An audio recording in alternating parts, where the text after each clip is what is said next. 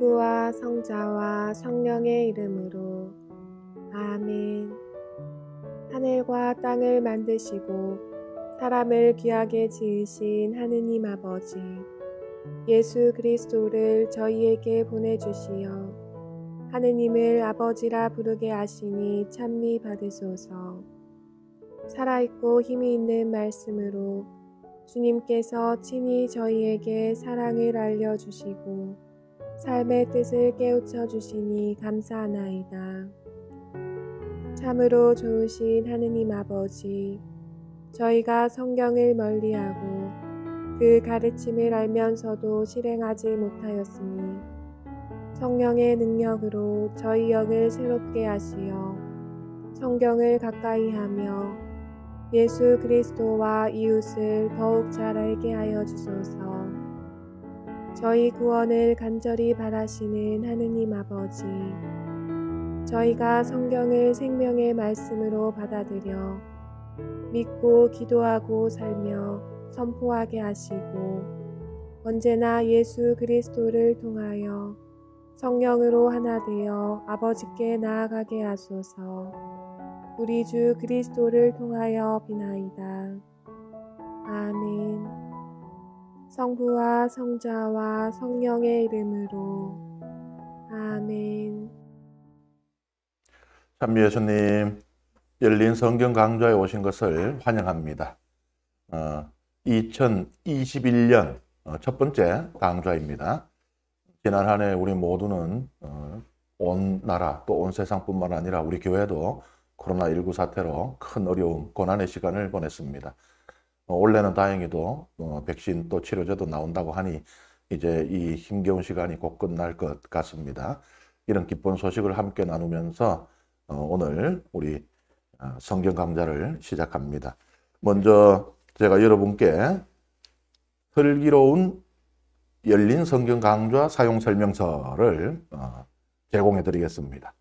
첫 번째로 말씀드릴 것은 빨리 감기 금지. 무슨 말이냐? 성경 말씀을 다 읽습니다. 그런데 여러분들 뭐 평화방송이나 혹은 유튜브로 많은 성경 강좌들을 보시면 이렇게 하는 곳은 아무 데도 없어요. 그런데 이게 이제 성경 말씀이 또 어떤 경우는 제법 깁니다. 그죠? 그러니까 이래 보다 보면은 이게 좀 그냥 지나쳐 버리고 싶어요. 그래서 그거 끝나고 그 다음에 요 강의는 무슨 얘기하는가 그냥 넘어가 버리는 그런 경우들도 있을 것 같습니다. 그런데 그렇게 하지 말아달라는 말씀입니다. 사실 제가 하는 강의보다 하느님 말씀 자체는 비교도 할 수 없이 훨씬 더 중요하고 또 가치가 있고 의미가 있죠. 그리고 우리가 신앙생활을 하면서도 성경 말씀을 그렇게 많은 교우들이 잘 읽지는 않고 또 이 소리를 내어서 읽는 경우는 또 아주 더 드물 것입니다. 이 시간을 통해서 지금 성경 전체를 이 강좌를 처음부터 끝까지 계속 따라가시게 된다면 성경 말씀 전체를 다 소리 내어서 읽는다는 것은 이제 온몸으로 읽는 것으로 의미합니다. 눈으로, 머리로, 그 다음에 입이 움직이면서 온몸의 기관도 같이 움직이거든요. 그래서 온몸으로 말씀을 읽는 자체가 나에게 큰 유익이 될 뿐만 아니라 하나님께 또 찬양이 됩니다. 하나님 당신의 말씀을 계속 들려지게 하라고 성경에서 누누이 말씀하시거든요. 내 입을 통해서 하나님을 찬미하고 있는 것입니다. 그러니까 성경을 소리내어서 읽는 유다인들은요. 성경은 속으로 읽지 않습니다. 절대로. 항상 소리내어서 읽는데 성경을 소리내어서 읽는 자체가 훌륭한 찬양 기도가 된다는 것입니다. 그래서 조금 이렇게 길고 좀 지루하게 느낄 수도 있지만 그렇게 생각하지 마시고 이게 가장 중요한 순간이다라는 그런 생각으로 말씀을 함께 따라 읽어주시면 고맙겠고요. 그 다음에 두 번째로 말씀드리고 싶은 것은 열린 성경의 마음 열기. 우리 이 강좌의 제목이 열린 성경이지 않습니까? 여러분들을 향하여 열린, 누구나 와서 들을 수 있는 열린 강좌라는 의미도 있지만 또 거기에 저는 한 가지 의미를 더 집어넣었습니다. 아마 이것을 처음 들으실 수도 있는데 이 성경은 하나의 고정된 의미가 아니라 다양한 의미들을 우리가 거기서 찾을 수 있기 때문에 딱 이 말씀은 요것이에요. 창세기 전체는 딱 요것을 말합니다. 그것은 이제 뭐 어떤 논문이라든지 이런 경우는 가능하죠. 그래서 400페이지짜리 논문을 읽으면 결론은 한 줄이 될 수가 있습니다. 그런데 저는 성경을 그렇게 읽고 싶지가 않아요. 그리고 실제 성경은 그렇게 읽히기를 원하지 않는 것 같습니다. 제가 전공을 한 것이 이제 욥기인데요. 욥기의 2000년 이후에 욥기에 대해서 쓰여진 논문만 해도 수천 개에 달합니다. 적어도 2000개는 넘는 것을 제가 확인을 했고요. 그렇다는 이야기는 무엇입니까? 우리는 욥기에서 그래, 메시지가 뭐예요? 욥기 결론이 뭐예요라고 하지만 그 결론이 수천 개라는 이야기예요. 왜냐하면은 남이 했는 걸 똑같이 얘기했으면 그 논문이 통과가 될 수가 없으니까 2000개 이상의 박사학위 논문이 존재한다는 이야기는 2000개 이상의 해석이 가능하다는 이야기죠. 어떻게 보면 이러한 것들은 굉장히 혼란처럼 보일 수가 있어요. 아니 그러지 말고 1 더하기 1은 2처럼 간단 명료하게 해주세요. 왜 자꾸 헷갈리게 하느냐고 그렇게 생각하실 수도 있어요. 그런데 성경은 교리하고는 또 거리가 있습니다. 그리고 성경은 모든 사람이 읽죠. 다시 말하자면 모든 상황에 있는 모든 연령대에 모든 성별에 모든 지역 사람들이 읽는다는 이야기예요. 각자 서 있는 곳이 다르니까 하나의 메시지만 가지고 모든 사람은 만족할 수가 없습니다.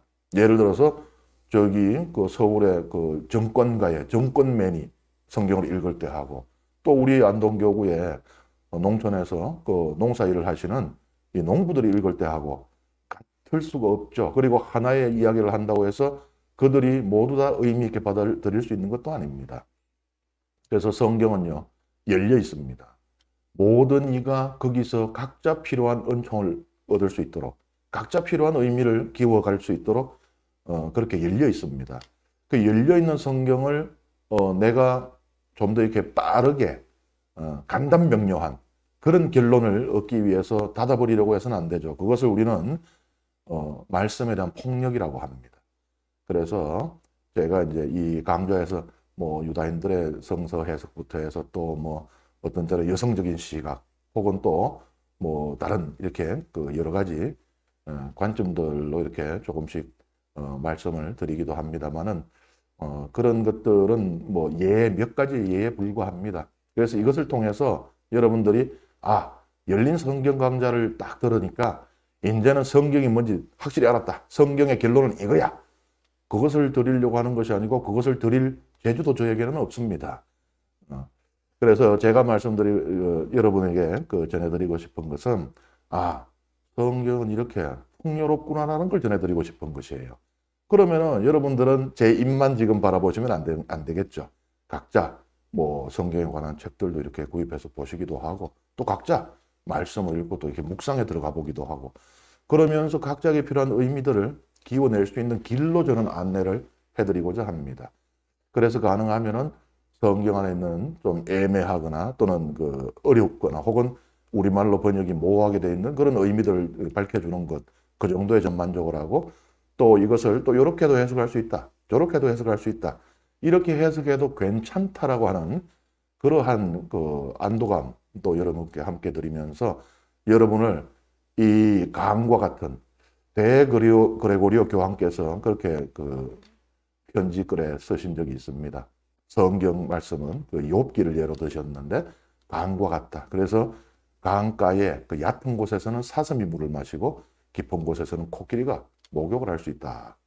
그래서 우리는 말씀을 내가 원하는 말씀을 하게 만들기 위해서 폭력적으로 옥죄고 또 좁게 만들지 말고 그 큰 강물, 그 넓은 거기 강물에 우리가 들어갈 수 있는 그런 자세, 그것이 어떻게 보면은 말씀 앞에서 겸손한 자세이겠죠.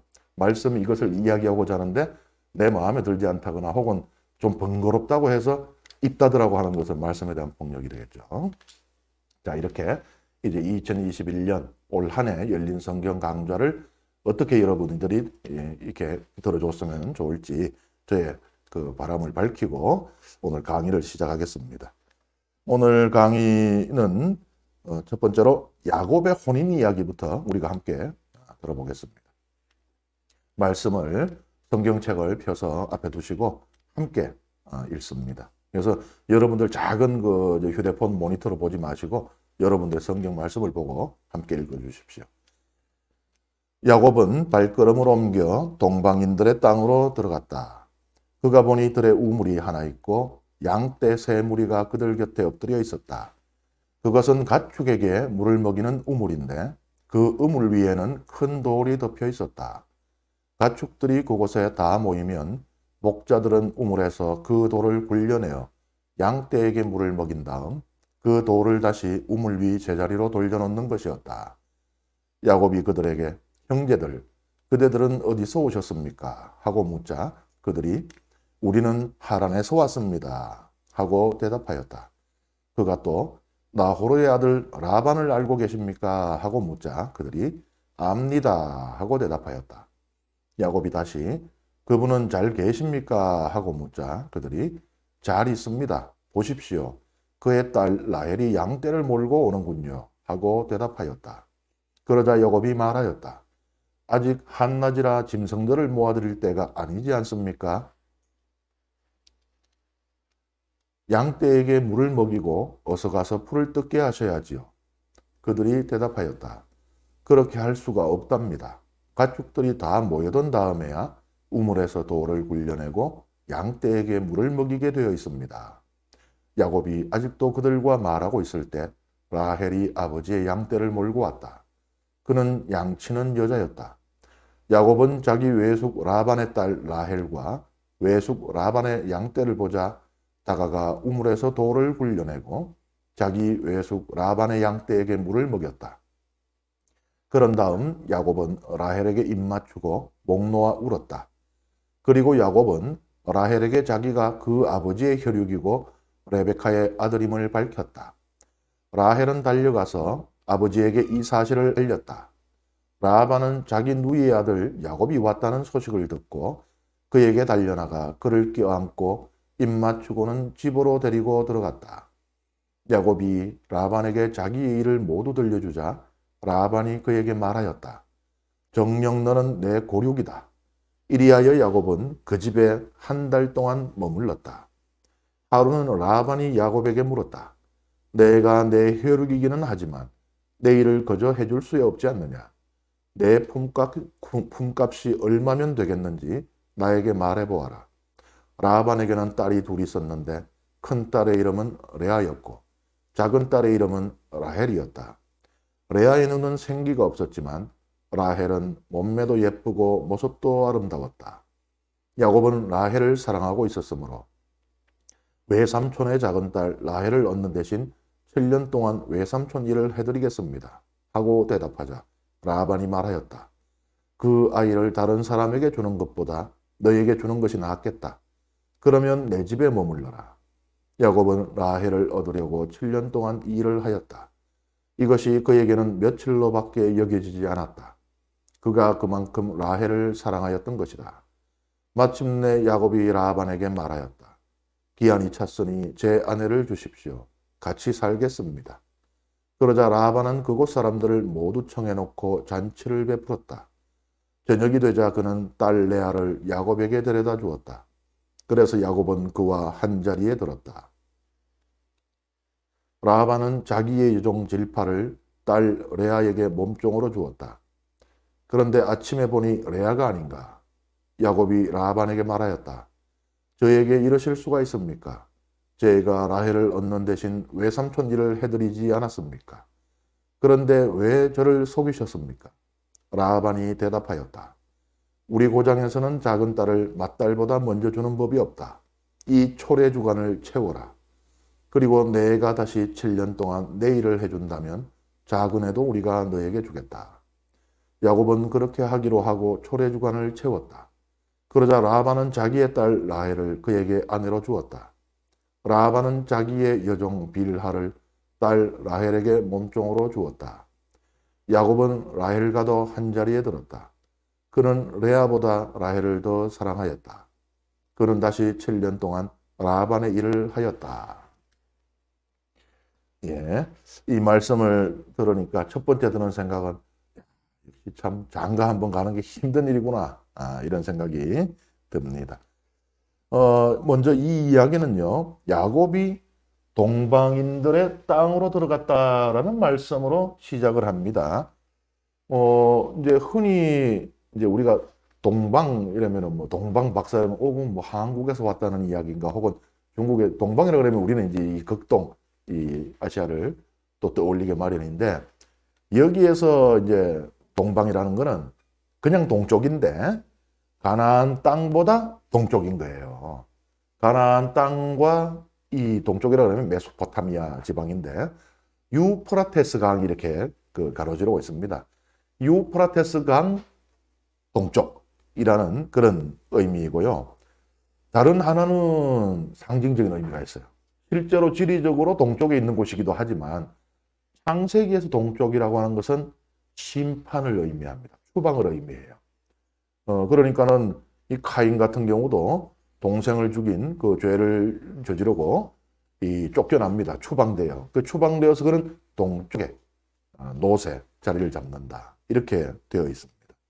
그러니 이 말씀은 야곱은 이제 가나안을 넘어갔다. 가나안을 벗어났다. 유프라테스 강을 넘어서 벗어났다는 의미이고 그것은 그가 자기는 그냥 도망간 것이지만은 사실은 추방된 것이다. 그것은 이제 이런 의미까지도 내포되고 있는 것이죠. 여기 이제 우물을 이렇게 우물이 나옵니다. 그 우물 위에는 큰 돌이 덮여 있었다. 그러니까 이제 아마 요런 이제 여기 우물이 이렇게 있고요. 사실은 그 고대 근동에서는 고대에는 이렇게 올라온 부분이 없어요. 우리에게는 이런 우물이 익숙하죠. 우물의 말은 이걸 무슨 부분이라고 하는지 제가 잘 모르겠습니다만 우물의 벽이 우리는 있죠. 그리고 그 벽에서 이제 두레박을 내리고 하잖아요. 그런데 원래 고대에는 이게 없습니다. 제가 조금 이따 말씀드리겠는데 여기 이제 우물을 덮는 이 돌 아주 크고 무겁습니다. 이렇게 이제 우물을 덮는 이유는 여러 가지 이유인데 첫 번째는 이물질이 들어갈 수가 있잖아요. 우리가 우리도 마시고 또 짐승도 마셔야 되는 물인데 해로운 이물질이 들어갈 수도 있고 또 적들이 만약에 이 어떤 그 다른 부족과의 적대 관계에 있다면은 적들이 이 우물에 독을 풀면은 이 부족 몰살 당하는 겁니다. 고대 전쟁사라든지 우리나라에도 고대 역사에 보면은 그런 그 일들이 있었고요. 그 다음에 두 번째는 제가 말씀드렸죠. 고대에는 이 벽이 없었다고. 그러니까 그냥 평평한 땅에 이렇게 그냥 구멍이 있는 셈이에요.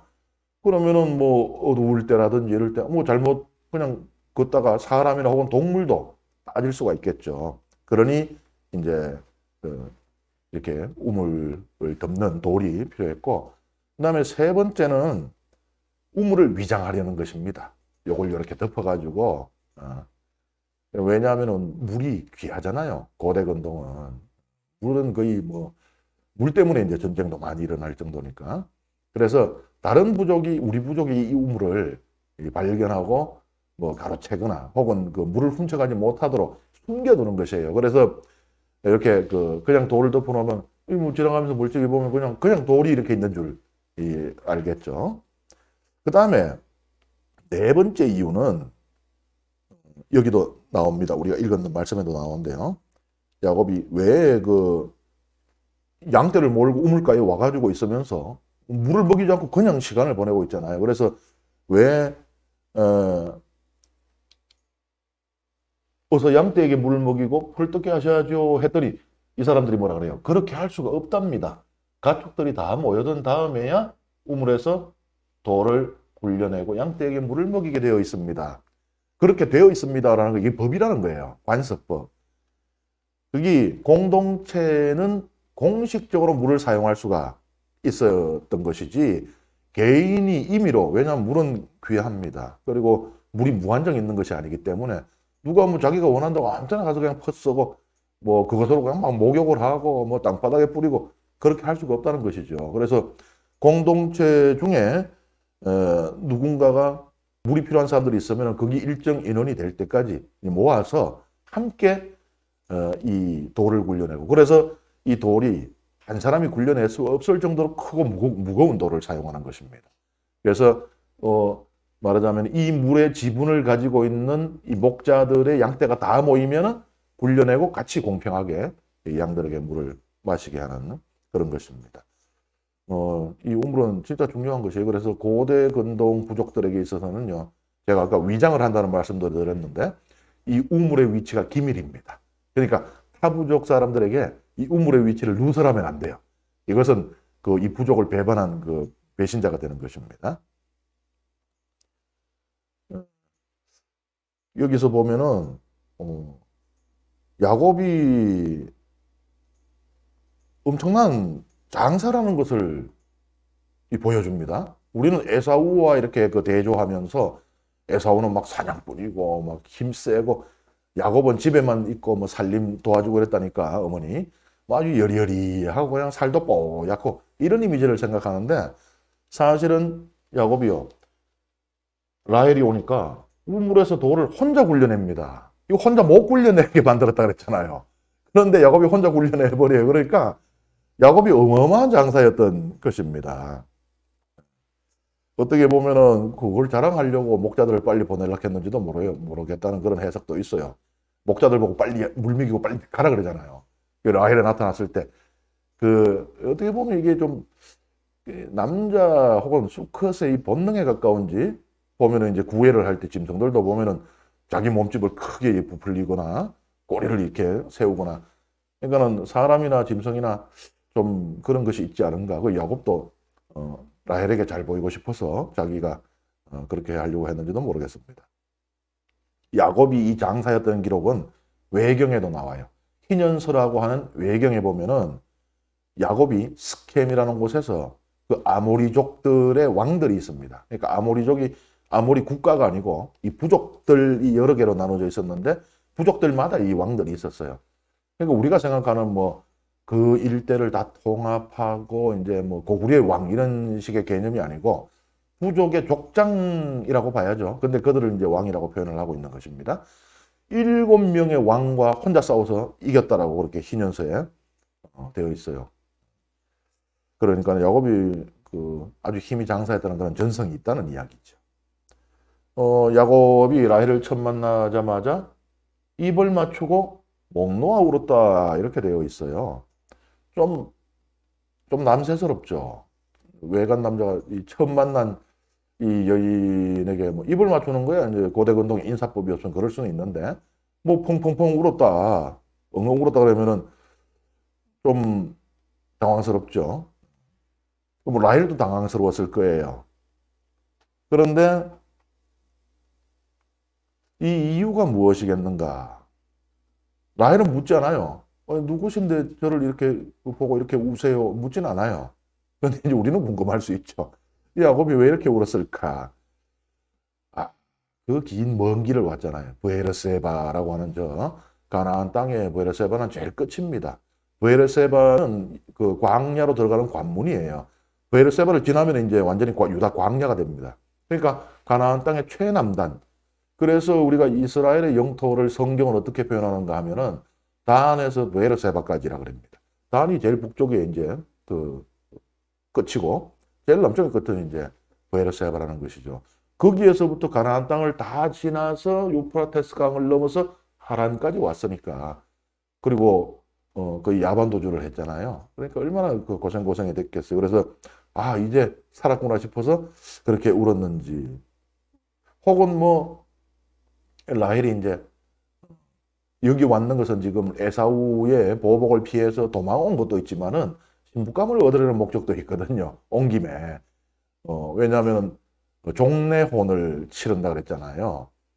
아브라함이 이삭의 아내를 구하기 위해서도 바로 이 하란으로 그 나이 많은 종을 보냈듯이 야곱도 여기 온 김에 이제 뭐 신부감 구해서 장가 들어서 돌아가야 되는데 그래서 라반의 딸이 있다는 정도는 이제 알게 되었으니 그래서 아내가 될 사람을 만났는데 꼬질꼬질하고 꾀죄죄하고 앙상하게 말라서 그렇게 이제 첫 대면을 한 그게 좀 너무 자존심 상하고 자괴감이 들어서 그렇게 울었는지 그것도 모르겠습니다. 여러분들의 생각은 어떻습니까? 각자 한번 묵상을 해보시고 이제 그 라헬과 함께 라반의 집으로 들어갑니다. 라반은 외삼촌이죠. 그러니까 어머니 레베카의 오빠입니다. 우리가 그 레베카가 이삭에게 시집 올 때 이야기를 이미 들었어요. 그죠? 거기에 보면은 라반은 아주 무력이 큰 사람으로 그렇게 나옵니다. 드디어 이제 그 라반이 본색을 발휘할 때가 왔습니다. 이 야곱이 라반에게 아이고 제가 뭐 무의도식을 할 수는 없으니까 좀 일을 해드려야 되겠는데요 하니까 라반이 뭐라 그러는가 하면은 품삯이 얼마면 되겠는가라고 합니다. 그러니까 어떻게 보면은 공정하게 일한 만큼의 그 대가를 치러주겠다는 것처럼 들리지만 사실은 그러니까는 모섬처럼 혹은 그 계약 그 일꾼처럼 너를 생각하겠다 이 이야기잖아요. 자기 외족한데 뭐 글쎄 여러분들 같으면 어떻겠습니까? 아유 그냥 그런 거 필요 없다. 네 집이라고 생각하고 편안하게 쉬다 있을 때만큼 있고 그냥 쉬다 가라. 어?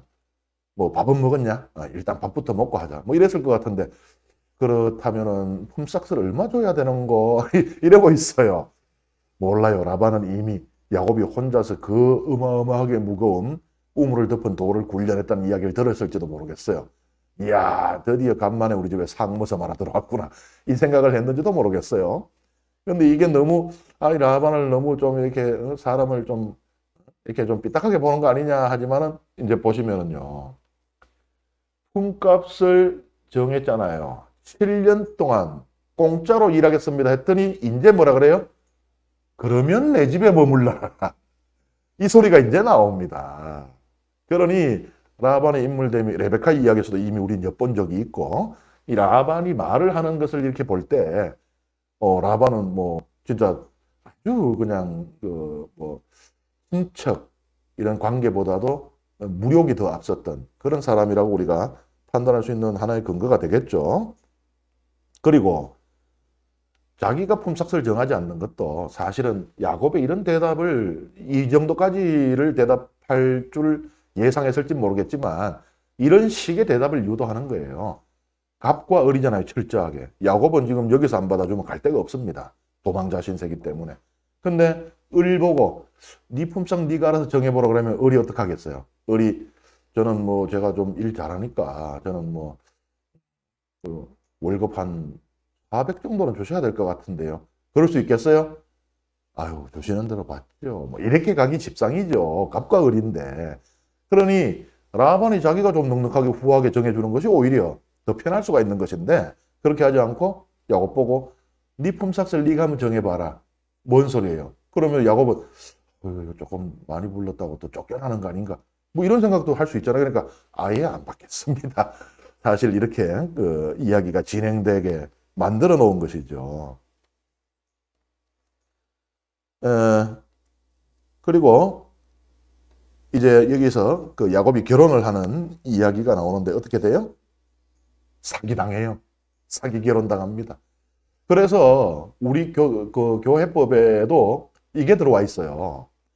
우리 교회법에 보면은 혼인이 무효가 되는 경우들이 있습니다. 그 경우 가운데 하나가 뭔가 하면 착오에 의한 혼인이에요. 예를 들어 쌍둥이인데 나는 언니인 줄 알고 결혼을 했는데 초야를 치르고 나서 봤더니 동생이더라. 언니는 없는 점이 목 뒤에 있더라. 이런 경우는 이게 착오에 의한 경우는 이 혼인이 무효가 되는 사유가 됩니다. 그게 첫 번째로 나온 게 바로 이 창세기예요. 창세기에 착각했잖아요. 레아를 라헬로 착각했잖아요. 착각해가지고 이 혼인을 하게 된 것인데 사실 야곱은 레아를 별로 좋아하지는 않았습니다. 앞으로도 이제 진행되는 이야기들도 보면요. 라헬에게 반했지. 그래 그 성경은 왜 레아는 그러면 그렇게 야곱의 사랑을 받지 못했을까? 그 이유를 알려주고 있습니다. 레아의 눈이 생기가 없었다 그래요. 이게 무슨 말이냐? 그냥 뭐 이 동태눈처럼 그냥 이렇게 흐리멍텅했다는 말이냐? 그런 게 아니고 눈이 오늘날 어떻게 보면 우리식으로 보면 이렇게 눈이 눈수염처럼 싹 내려가면서 아주 이쁘고 귀여운 그런 눈이에요. 사실 오늘날 우리가 본다면. 근데 고대 근동은 그런 눈은 인기가 없어요. 눈이 사나워야 됩니다. 그래서 이집트에서는 여자들이요 눈을 그리죠. 그게 뭐가 됩니까? 마스카라가 거기서 나와요. 그래서 눈을 아주 이렇게 사납게 강조를 해가서 이렇게 그리게 됩니다. 그런 눈들이 이 인기가 있는 눈이었어요. 근데 레아는 말하자면 이제 아주 그 착한 이렇게 눈웃음 싹 치면 눈 내려오는 그런 눈이었던 것이죠. 그 인기 없어요. 그래서 결국은 이제 이 야곱은 아직도 형식적인 것, 우리 몸 밖에 있는 재물이라든지 또는 뭐 장자 서열이라든지 이런 그 겉에 이게 아직도 그의 가치 기준이 그게 놓여 있다는 것을 말하고 있습니다. 레아의 외모 때문에 레아가 누군지도 알아볼 생각도 안 하고 그냥 레아를 마음에 들어 하지 않는 그런 야곱의 모습을 보여주고 있죠. 이런 것들이 다 지금 야곱과 관계되는 것이에요. 지금 야곱이 어떤 상태인지를 말해주고 있는 것입니다. 이게 우리가 이제 이 라반하고 야곱 사이에 참 흥미진진한 일들이 많이 생기겠구나 하는 것을 사실은 여기서 이미 암시를 하고 있어요. 정녕 너는 내 고륙이다. 그러니까 이게 그래 네가 그 레베카 아들 맞구나. 뭐 그런 의미도 있지만 야곱이 라반에게 자기의 일을 모두 들려줬다 그러잖아요. 그러니까 자기가 어떻게 장자권을 콩죽으로 가로챘고 그다음에 어떻게 이삭을 썩여가지고 축복을 받아내고 그래서 에사우가 분노해서 어머니가 자기를 야반 도주시키고 그 이야기들을 듣고 너는 내 고륙이다. 이 뭔 소리예요? 야, 니도 내처럼 돈 좀 밝히는구나. 그러니까 둘이 이제 호적수가 만나게 된 것이에요. 그러니 사건이 안 벌어질 수가 없죠. 야곱이 아주 그냥 임자 만났습니다. 야곱이 평생 남 속이면서 살아왔잖아요. 형 썩이고 아버지 썩이고. 그런데 이제 야곱이 자기가 썩습니다. 라반한테. 어떻게 썩게 됐을까? 야곱같이 이렇게 빠꼼한 사람이 어떻게 그렇게 썩게 됐을까? 여기 보면 이제 이집트 여인들의 마스카라가 이렇게 있죠. 이렇게 눈을 사납잖아요. 이게 미인의 눈이라고 봤던 것인데 야곱이 속아서 레아와 결혼하게 된 이유는 이 베일로 봅니다. 이 고대 근동의 여인들이 베일을 썼어요. 오늘날도 우리가 왜 중동 여인들 하면은 이렇게 뭐 한 크게 보면 두 종류의 베일이 있죠. 하나는 그 완전히 다 가려서 앞에는 이렇게 망으로 해서 이제 그 사람이 그 여인이 앞을 바라볼 수 있는 게 있고요. 다른 하나는 요 눈 밑으로 이렇게 가리는 것도 있고요. 그래서 그걸 이제 부르는 용어들이 뭐 부르카하고 이렇게 다르긴 한데 어쨌든 이게 가리는 용도. 이 가리는 것은요 얼굴을 가리는 것이죠. 베일로 가린다. 베일에 쌓여 있다 이러잖아요. 얼굴을 볼 수가 없어요. 근데 이스라엘에서 베일은 처녀들만 썼어요. 고대에. 그리고 처녀들도 이 항상 쓰는 게 아니고 평상시에는 안 썼습니다. 그냥 안 쓰고 일하고 뭐 이렇게 하는데 언제 썼는가 하면은 결혼할 사람 앞에서 썼어요. 이 결혼할 사람에게 그 혼인식이 7일 동안 지속되는데 이 혼인 기간 7일 내내 베일을 쓰고 있습니다. 그리고 심지어는 이렇게 따로 마련된 이 방에 나오질 않아요. 그러니까 신부 얼굴이 궁금하지만 신부 얼굴을 알 수가 없게 되어 있는 그런 그 관습이었죠. 이렇게 왜 베일을 쓰게 됐는가 유래에 대해서 여러 가지 설명했는데 그 중에 하나 이제 재미있는 것은 신랑이 신부 얼굴 보고 혼인 무르자고 할까 봐 그랬다. 이런 유래가 있어요. 그러니까 이미 첫날 밤 다시 오라면 이제 뭐 늦었고 근데 미리 신부 얼굴을 보면은 아유 엄마 나 저 여자하고 결혼 안 할래요. 이러면 이제 곤란하잖아요. 그래서 베일을 썼다라는 그런 그 유래가 있습니다. 미혼 여성만 베일을 썼다 그랬잖아요. 그리고 결혼할 상대 앞에서는 가렸다 그랬어요. 레베카도 멀쩡하게 잘 오다가 그 광야에 묵상을 하러 나와 있는 이삭이 저 멀리 보이자 급하게 베일을 이제 꺼냈습니다. 성경에 나오잖아요. 레베카가 베일을 썼다라고 나오잖아요. 그러니까 그걸 볼 때 이게 신빙성 있는 것 같아요. 좀 웃기기는 하지만. 근데 베일은 그러니까 원래 이렇게 얼굴을 가리는 겁니다. 그런데 오늘날에는 이제 이게 베일이 뒤로 넘어갔어요. 그러니까 이 결혼식 때 베일을 이렇게 앞에 뭐 면사포 그죠? 면사포를 아직도 보면 이제 서양의 어떤 데서는 이제 이렇게 면사포로 얼굴을 가려서 이제 그 신랑이 면사포를 들고 이렇게 입을 맞추고 하는 데도 있기는 있습니다만은 대체로 우리나라도 그렇고 면사포 이렇게 뒤로 쓰잖아요. 그러니까 하나의 뭐 장식처럼 되어버렸지만은 원래 이 베일의 목적은 이 얼굴을 가리는 것이었다는 거. 그 베일 때문에 야곱은 이 결혼식이 끝날 때까지 레아가 자기 아내가 됐는 줄을 몰랐다라고 우리가 추정할 수 있습니다. 왜 그래 됐느냐라고 이제 따지죠. 그랬더니 라반이 우리 고장에서는 작은 딸을 맏딸보다 먼저 주는 법이 없다. 그렇게 말을 하는데 그 사실은 사실이에요. 고래건동의 관습입니다. 왜냐하면은 이 빨리빨리 그 순서대로 시집을 보내버려야지 밑에서부터 보내면은 위에는 노처녀가 되기 십상이에요. 나이가 한 살 한 살 들어가면 점점 더 시집 보내기 어려워지고 그 다음에 이것은 또 그 여인에게 수치입니다. 언니가 얼마나 못났으면 동생보다 시집을 빨리 못 가느냐. 우리도 뭐 요즘은 그런 거 약해졌습니다만 전에만 해도 언니가 가야 네가 가지. 그런 얘기들 했잖아요. 그 왜 그래요? 이건 언니는 뭐가 되느냐. 이런 것이 있는 것이죠.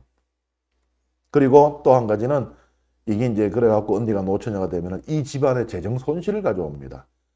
이 사실 일종의 그 비즈니스이기도 했어요. 이 딸을 시집 보내면은 그 지참금이 이제 들어오는데 그것을 받지 못하잖아요. 그러면은 받을 수 있는 것을 못 받게 되는 것은 어떻게 보면은 손실이라고 볼 수 있고 그 다음에 이 또 시집 장가를 통해서 혼맥이 생깁니다.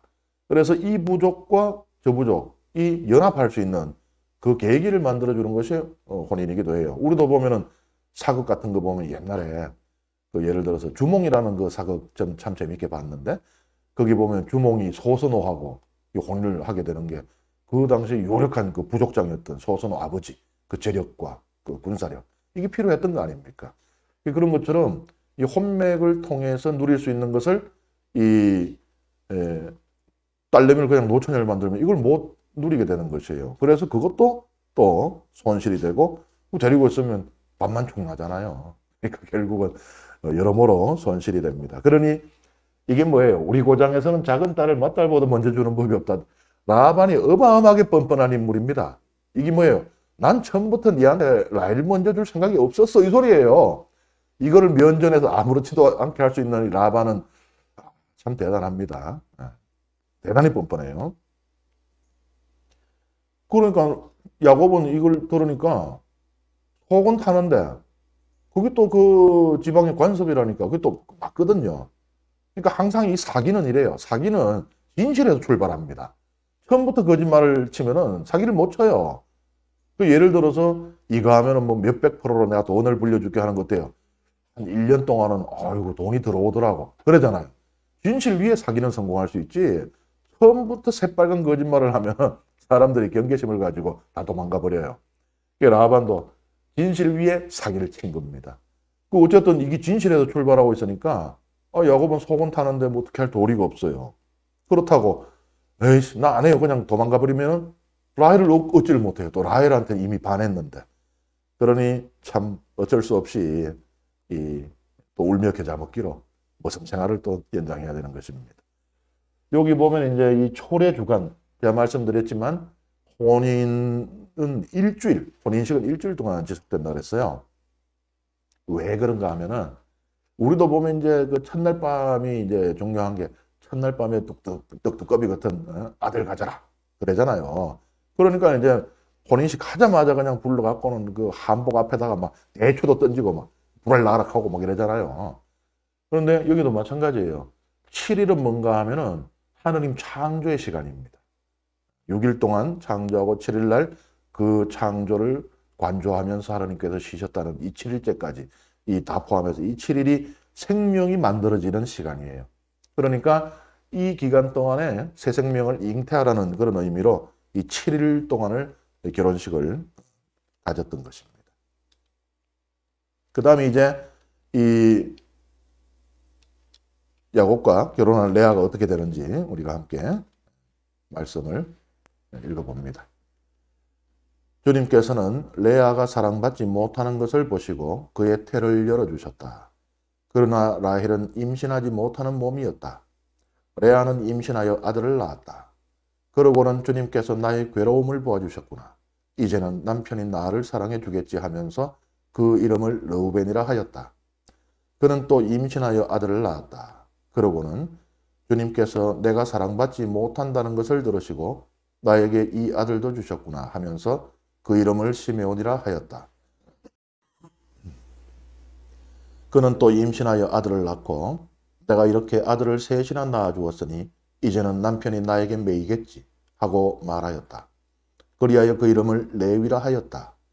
그는 또 임신하여 아들을 낳고 이제야말로 내가 주님을 찬송하리라 하고 말하였다. 그리하여 아기의 이름을 유다라 하였다. 그러고서는 출산이 멈추었다. 라헬은 자기가 야곱에게 아이를 낳아주지 못하는 것 때문에 언니를 시샘하며 야곱에게 말하였다. 나도 아이를 갖게 해주셔요. 그러지 않으시면 죽어버리겠어요. 야곱은 라헬에게 화를 내며 말하였다. 내가 당신에게 소생을 허락하지 않으시는 하느님 자리에라도 있다는 말이요. 그러자 라헬이 말하였다. 보셔요. 내 몸종 비라가 있잖아요. 그 아이와 한 자리에 드셔요.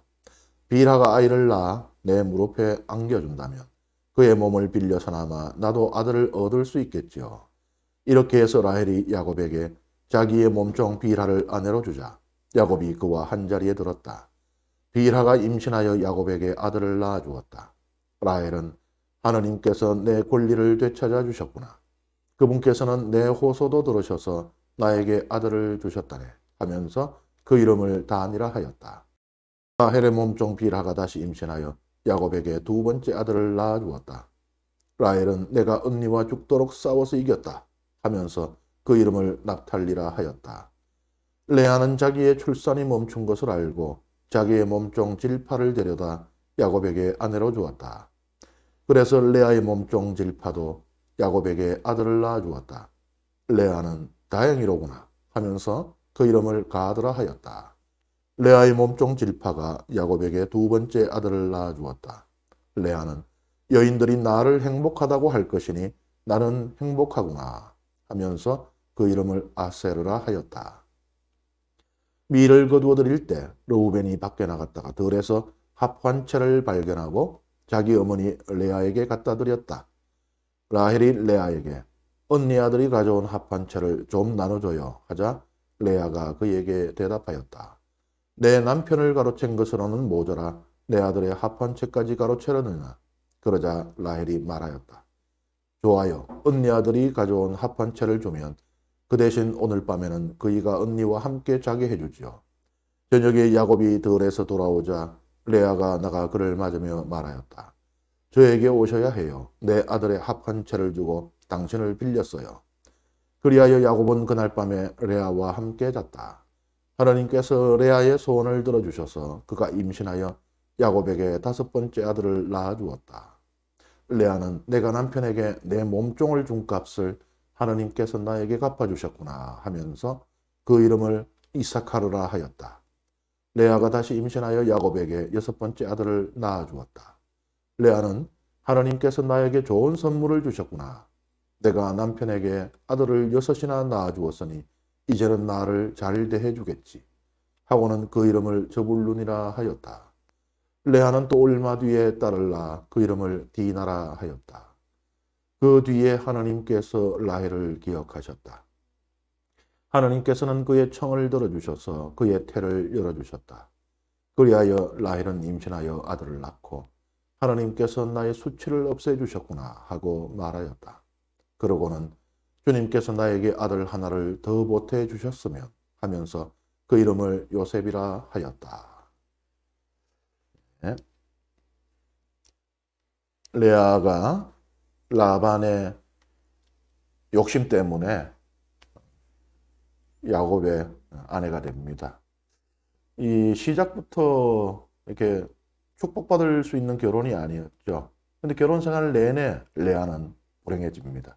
그리고 결국은 또 레아가 야곱의 아내가 되었기 때문에 라헬도 또 불행해집니다. 둘이 친자매인데 여기 보면은 언니와 죽도록 싸워서 이겼다 이런 관계가 되어버려요. 그러니까는 결국 아버지 라반의 욕망 때문에 이 두 딸이 모두 불행해지는 그런 신세가 됩니다. 그 중에서도 저는 레아가 또 좀 더 불쌍하게 보이기도 해요.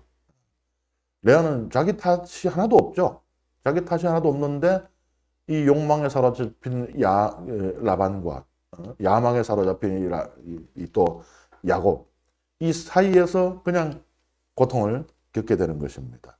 레아의 이 슬픈 마음들은 아들을 낳을 때마다 하는 한마디 한마디에 다 담겨 있는 것이에요. 주님께서도 이 레아가 그렇게 불쌍하게 보이셨나 봐요. 그래서 레아에게 많은 아들을 낳도록 해주십니다.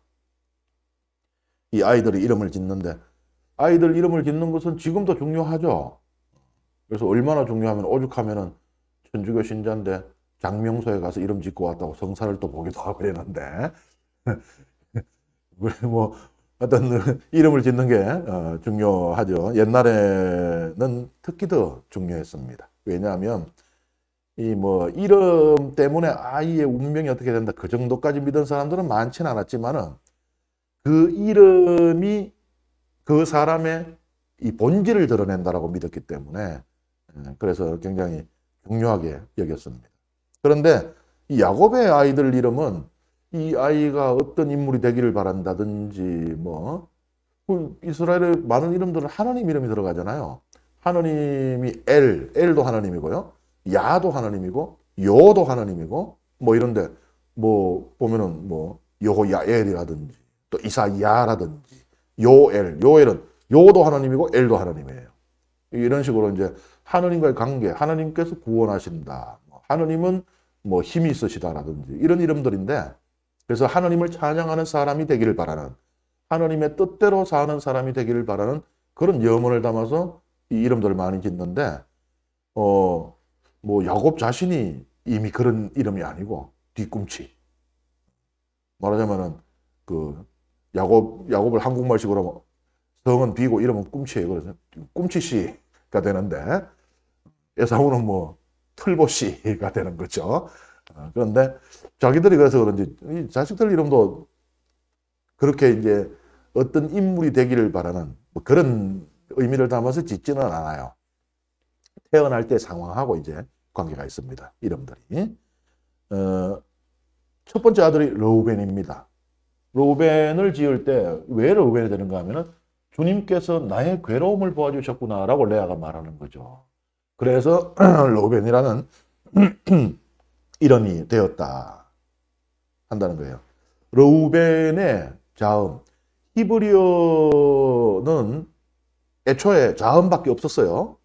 나중에 그러니까 이거는 기원 전부터 지금 쓰던 것이죠. 근데 기원 후 뭐 몇백 년, 한 700년경 뭐 이럴 때 그때 이제 그 모음이 생겨납니다. 그래서 오늘날 우리가 이 히브리 성경을 사서 이렇게 보게 되면은 거기는 모음들이 다 붙어 있어요.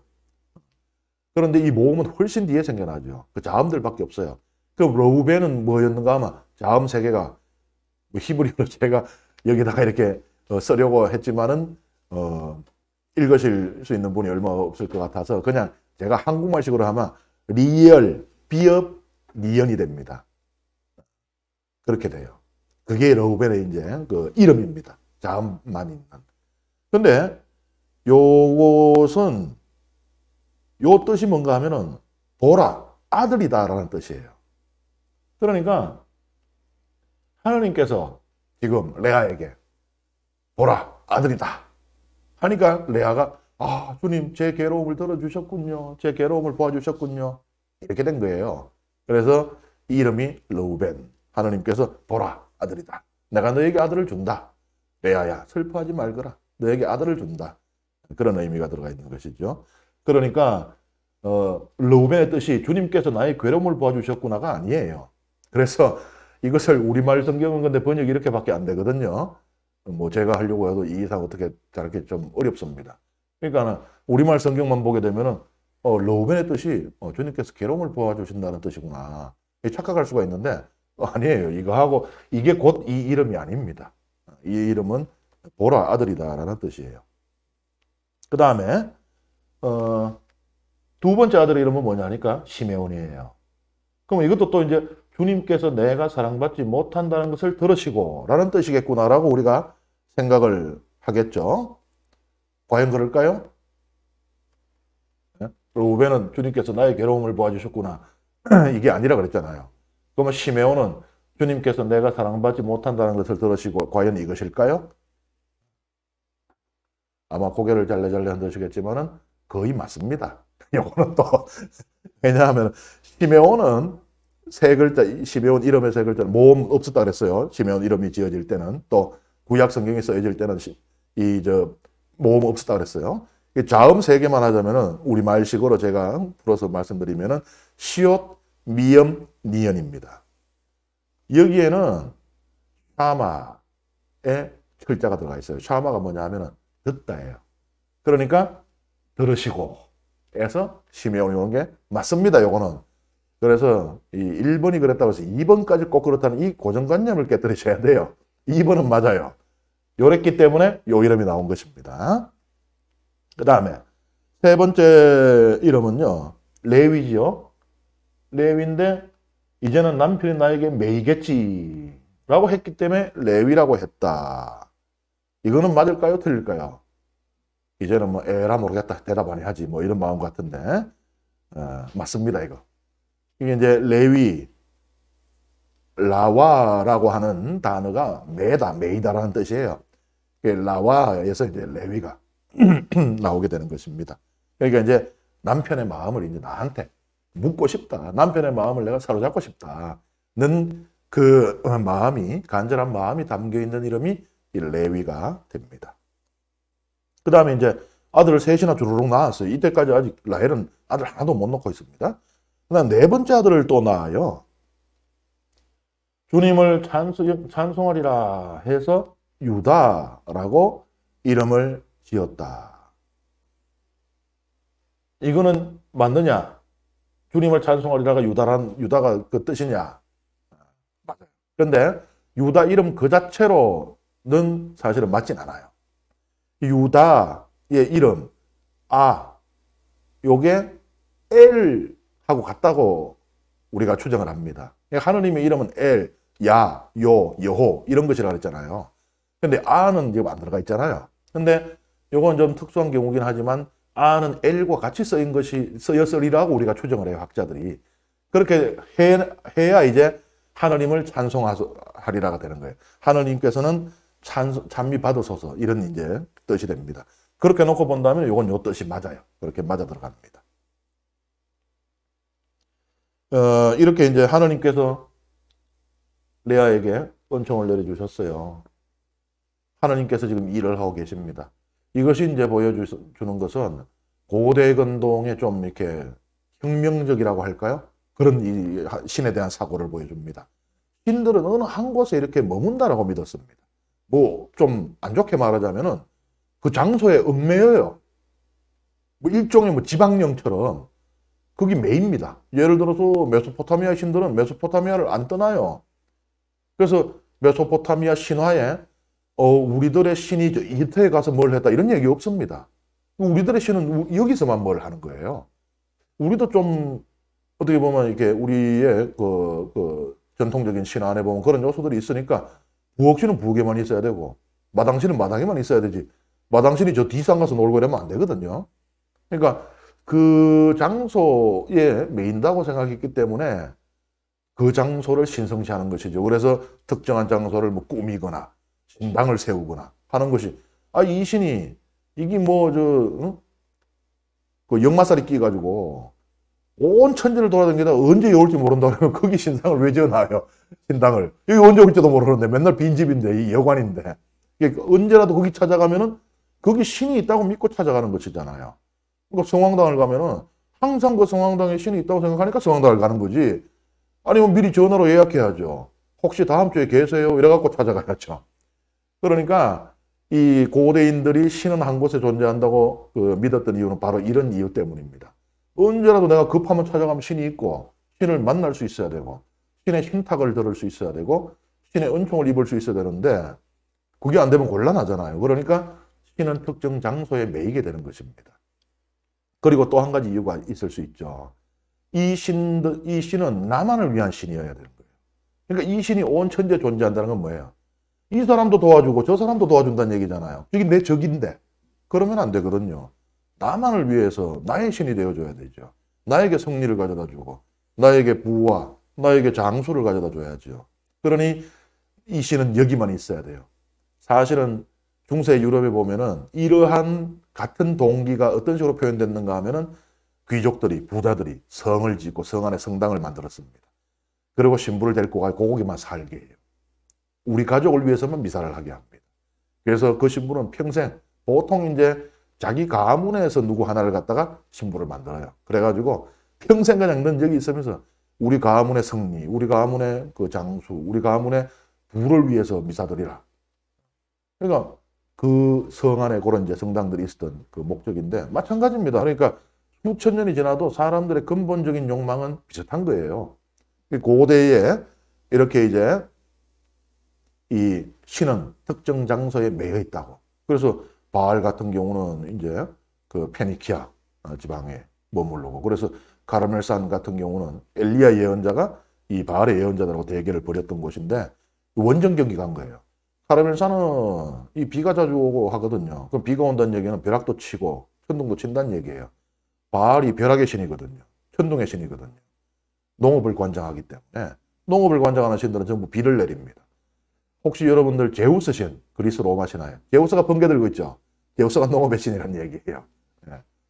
그래서 이제 번개는 이제 우리가 뭐 삼지창처럼 만들어놨지만 그걸로 찌르는 게 아니고 번개가 치면 비가 오니까. 그래서 먹고 살게 해주는 신이 1등입니다. 그 다음에 이제 뭐 대장장이의 신, 뭐 의술의 신. 일단 뭐 먹고 살고 난 뒤에 뭐 다른 문제가 중요하지. 그래서 항상 아주 그 다부족, 그 적대적인 다부족 사이에 둘러싸여서 항상 치고받고 생존 자체가 문제인 부족들은요, 전쟁의 신이 1등인데, 그런 경우를 제외한다면은 대부분의 신화들에서는 먹고 살게 해주는 신은 1등입니다. 서열 1등이. 이 바알의 이 장소입니다. 가르멜산은.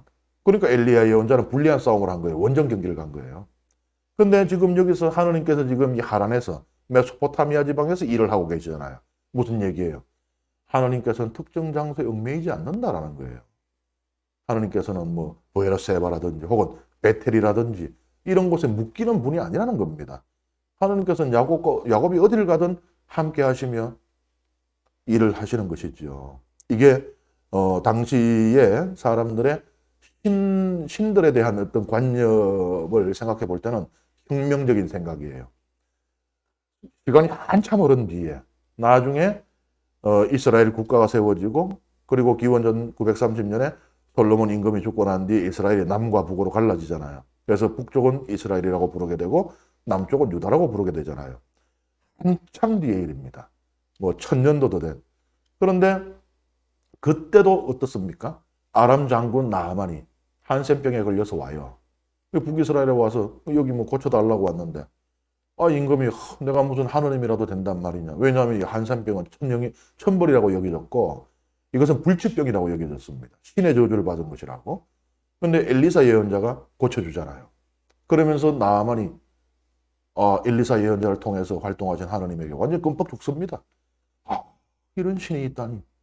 이 메소포타미아에서도 아람에서도 어느 신들도 이걸 못하는 건데, 그래서 어디나 할 것 없이 우리도 불과 지난 세기까지만 해도 나병은 그냥 뭐 한센병은 그냥 이게 못 고친다고 그런까지 여겼었잖아요. 그러니 수천 년 전에 어땠겠어요? 오죽하면은 전쟁을 하면 이제 포로들을 잡아가는데, 근데 이 한센병에 걸린 사람은요, 불치병으로 여겨졌다 그랬잖아요. 어차피 죽습니다. 쓰지도 못하는 거예요, 노동력으로. 그래서 포로 송환을 그냥 조건 없이, 몸값 이런 거 없이 그냥 해줄 조건이 되었다는 게 이제 그 고대 문헌에 기록되었을 정도로 아주 특별하게 여겨졌던 게 이 다른 질병들과 다르게 이 한센병이거든요. 그런데 하느님께서 엘리사 예언자를 통해서 고쳐주잖아요. 그러니까 나아만이 어떻게 해요? 제가 아람으로 돌아갈 때 이제 내가 가서 나 하느님 섬기겠다. 그러면 이제 하느님 섬기려고 그러면 이 땅에서 섬겨야 되는데 어떻게? 이 흙을 좀 퍼가야 되겠다. 그래서 그 흙으로 제단을 쌓고 거기서 하느님을 섬기겠다. 이게 무슨 말이에요? 신이 땅에 매인다는 그 믿음, 그게 깔려 있는 것입니다. 그래서 내가 지금 여기 살 수는 없고 내가 돌아가야 되고, 그런데 이 땅의 일부를 내가 가져가겠다. 그런 것이거든요. 그런데 여기서 보여주는 것은 하느님께서는 그러한 장소 영매에 있는 분이 아니다 라는 것을 보여주십니다. 이제 하나님께서 이 불쌍한 레아를 위해서 이 일을 했지만은 또 이 야곱에게 또 라헬에게는 또 어떤 일을 하시는지 잠시 쉬고 후반부 강의에서 우리 함께 살펴보겠습니다.